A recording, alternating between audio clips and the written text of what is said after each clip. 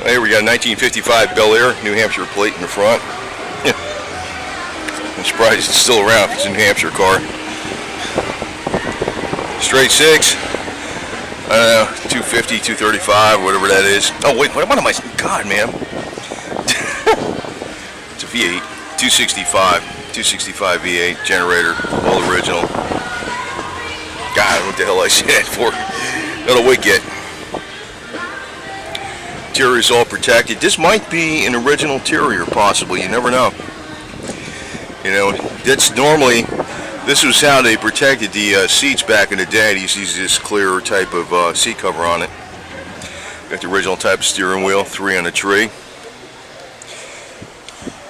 And there's your handbrake there. It's typical the way they were. Actually, I like those, some of the other brakes they got. Nice roomy trunk, dual exhaust.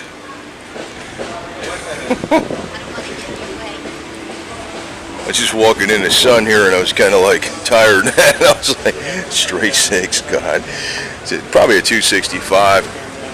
By the way, a 265 and the later model 305, they're basically the same bore. The 305 that came out later on, much later on, it's like a stroke 265 as far as displacement goes. You got the fender skirts and wide white walls on it. Sweet ride, man. And this was the top of the line. Usually they had like the 210, the 210 post. So it's all open over there. You can see that.